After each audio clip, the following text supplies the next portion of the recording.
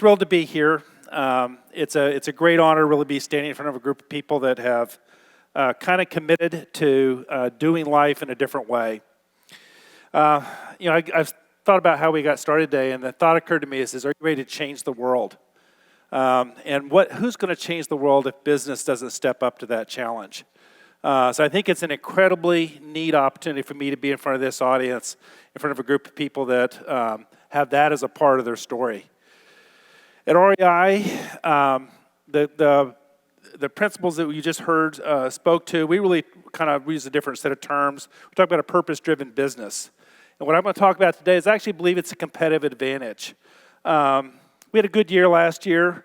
We're actually coming off a string of 2 or 3 good years. We had double-digit growth for a couple years. Last year we toned it down. We had 5.5. I opened a new flagship last year, which is a big deal for us in Washington, D.C. We opened a new distribution center in Arizona, LEED Platinum certified, 100% energy and 100% water efficient. And all that was done against a very tough backdrop in retail. I don't know if you follow retail closely, but here in the United States, a lot of companies aren't making it. And here on the East Coast, a company called Eastern Mountain Sports, and a great company, been here for a long time, shared a lot of our values, our love for the outdoors. It's been through bankruptcy twice. Sports Authority, a national company, number 2 in the industry, in the sports industry. Sports Chalet, another great outdoor company in Southern California, gone. All of the assets liquidated, the stores shuttered. That theme is repeated constantly in almost every aspect of retail right now. Retail's tough. We have a different set of numbers that we talk about. You heard them mention a little bit. We give 70% of all of our profits back into our members, the members of the co-op. Last year was right about 6 million people. We got over $170 million of dividends back to our members. There's something about, when I think about is it just about making money, there's something about giving 70% of your profit back every year that makes you pretty conscious about operating on a thinner margin. I came from the public company background. This idea of giving back 70% of your profit before you start planning next year seemed a little irreverent.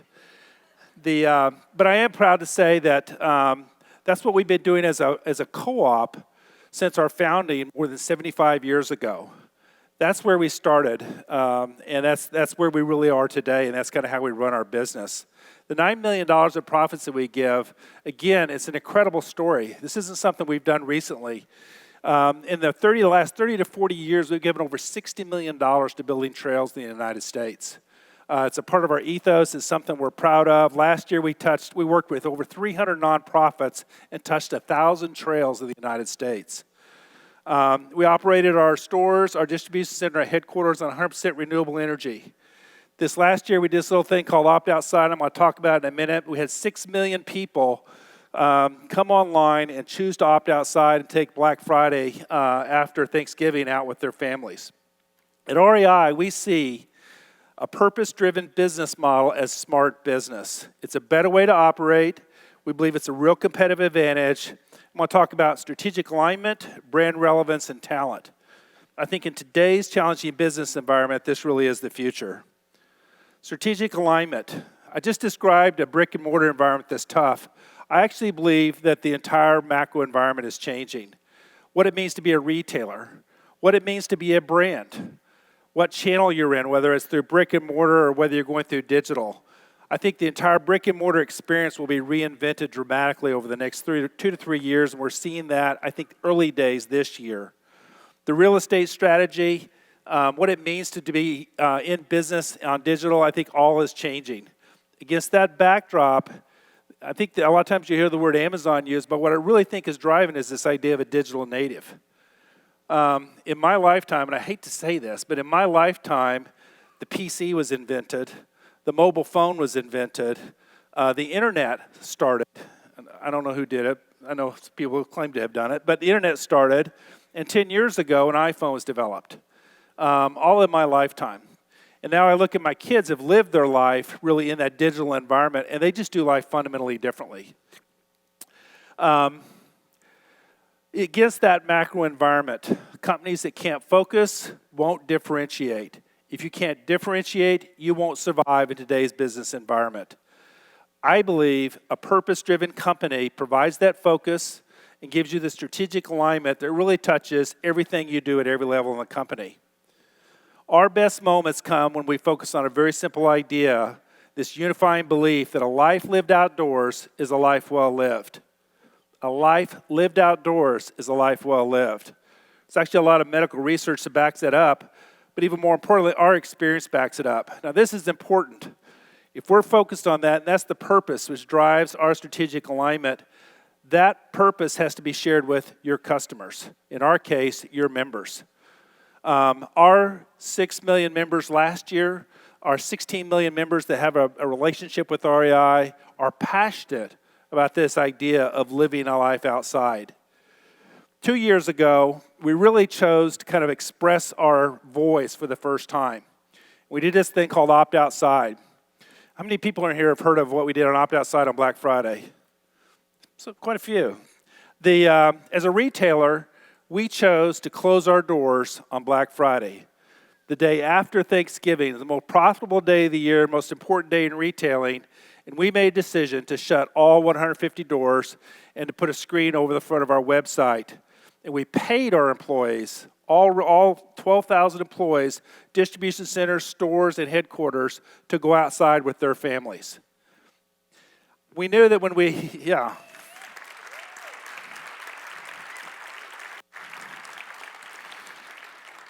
were making a statement that there's something more important than selling stuff on that day. Oh, one of my screens just went out. It's fine. There's something more important than selling stuff on that day that we wanted, and for us, it was about being outside and being outside with our families. We knew that would either be the really dumbest idea ever, and it would be written up as such, or it'd be pretty interesting. The first announcement to my store manager was about 2 months before Black Friday in November. And when we did that, I wasn't sure they'd react. We had the longest 10-year store management fleet of any retailer in the U.S. And those store managers stood up, and they cried, and they basically celebrated. And I saw a video later of our store manager in New York City, the Soho store, said he had worked in retail for 20 years and had never had a Friday after Thanksgiving with his family. So we knew then that it was the right thing to do for our people. It may be a terrible business decision. Our members may not react to it, but we believe they shared our values and shared our commitment to the purpose. When we launched that idea, the night before it launched, I had no interviews scheduled. They had made me fly to New York City because surely there'd be some media attention. And I got a call at 5:30 in the morning, and it was the CBS morning show. And they said, "Would you come in?" They'd turned us down like 5 hours earlier before I went to bed. Apparently during the night, it started trending on Twitter and on the internet. And so I said, "Sure, I'll come in. When do you want me?" They said, "Well, we have a car downstairs." Yeah. Says, "I'm going to shower. I'll be down in a minute." That program went viral, and we ended up with over 7 billion impressions. That's the front page of the New York Times for about 7 years. Just in a crazy engagement. We had over 1.4 million people log onto a social website and commit to opting outside. The purpose that we had, this idea of a life lived outside, sometimes some things are more important than buying stuff, even though we're in the business of selling outdoor gear, resonated with our people. And living your purpose really made a difference. That strategic alignment gave us courage to take an enormous risk. Taking risks for purposes that matter is a big deal. Not only do we give 70% of our profit back, we've been doing that since we've started. Not only have we given $60 million to trails over the last 30 years, we do simple things, like we give yay days to our employees. 2 days a year, we pay every person in our company to go outside. If you're in Utah and you work in our store, and when there's a great snow day on a Tuesday, I want you to take a yay day and go outside. Yeah, pretty cool. So this idea of doing things differently that are aligned with our purpose. We're the industry leader in retail and retention. We've been on Fortune's best places to work every year since they've had that survey published. Aligning on purpose affects every single distortion we do. So when we do strategy, we talk about let's focus on gear. Let's focus on community. By the way, community is a really important word. When you think about purpose and you think about people being aligned with you, if it doesn't rise to the level of community, I don't know that you're going to accomplish what you want. Can you build community around this idea of shared purpose? Another concept that we talked about is for all. How do we bring more people into that story, bring more people into sharing that love and that passion? Call out, you got to be great visionaries, you got to be great operators. Passion demands it is too important to fail. It's something we talk about a lot. Purpose-driven companies take a long view and pursue shared meaningful impact with their customers. It's thinking beyond a transactional relationship and putting the center of being outdoors at the center of everything we do. The result is durable brand relevance.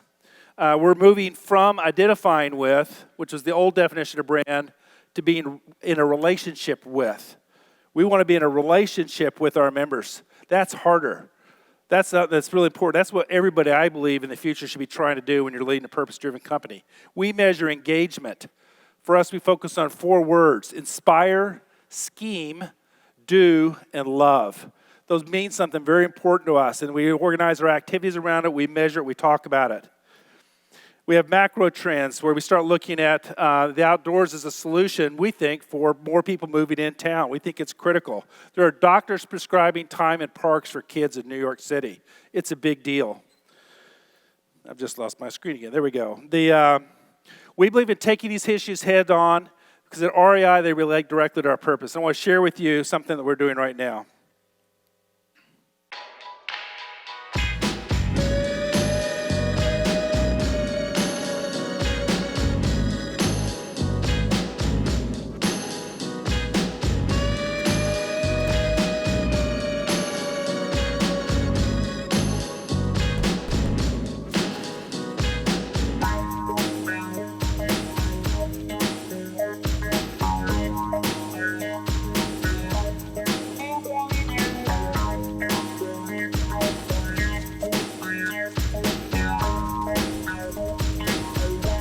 These are the voices we've heard our whole lives. But they get harder to hear the further out we go.